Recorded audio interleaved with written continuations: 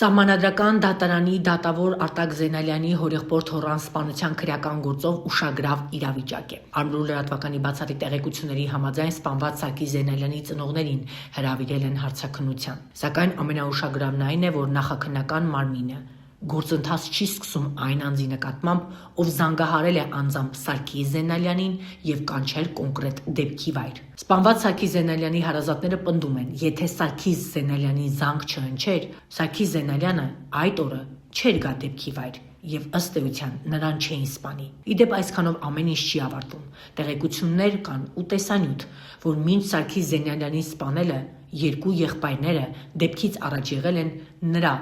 Սարգիս Զենալյանի եղբոր աշխատանքի վայրի մուտքի մոտ ու չի բացառվում, որ միգուցե ցանկացել են Սարգիս Զենալյանին սպանելուց առաջ եղբոր այդ հաշվեհարդար տեսնել։ Հուսանք այս հարցերի պատասխանը կտա հետագայում նախաքննական մարմինը, սակայն փաստ է մեկ բան. Սարգիս Զենալյանի սպանությունից հետո այն անձը, որը օգնել էր երկու եղբայրներին մեկ այլ միջավայրից մեկ այլ տեղ տեղափոխվել, այսօր հայտնվել է դատարանի առաջ։ Իսկ այն անձը, ով զանգահարել էր երիտասարդ Սարգիս Զենալյանին եւ հրավիրել էր կոնկրետ հանդիպման, վերոնշյալ անձը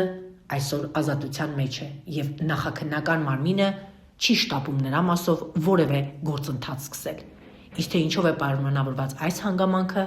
մենք կհետևենք հետագայում քննության ընթացքին։ Հիշեցնենք, որ նոյեմբերի 10-ին Աբովյան քաղաքում երկու անձ հարձակվել էին Սահմանադրական դատարանի դատավոր Արտակ Զենալյանի հորեղբոր Թոռան 24-ամյա Սարգիս Զենալյանի վրա դանակի հարվածներ հասցրել, ինչի հետևանքով նա մահացել էր։ Դանակահարությունը տեղի էր ունեցել Աբովյանի կենտրոնական հատվածում Հանրապետության օգոստոսի 23 փողոցների խաչմերուկում Կանգառասրահի մոտ։ Դեպքի առթիվ քննվող քրեակամարության շրջանակում հանրային քրեական հետապնդում էր հարուցվել երկու անձի նկատմամբ՝ եղբայրներ, Աբովյան քաղաքի բնակիչներ, 42-ամյա Աշոտ Սոխրաբյանցի եւ 34-ամյա Բենյամին Սոխրաբյանցի նկատմամբ սպանության հատկանիշներով։ Նրանց նկատմամբ կալանքը որպես խափանամիջոց ընտրելու վերաբերյալ միջնորդություն էր ներկայացվել դատարան ու վերջիններս կալանավորված են։ Դատելով սպանված Սարգիս Զենալյանի հարազատների հրապարակային գրառումից ամիսներ առաջ 24-ամյա Սարգիսի եւ ենթադրյալ մարդասպան Աշոտ Սոխրաբյանցի միջև գինու փառատոնին վեճ էր եղել ու միջադեպը այնքան էր խորացել, որ ավարտը եղավ ճակատագրական։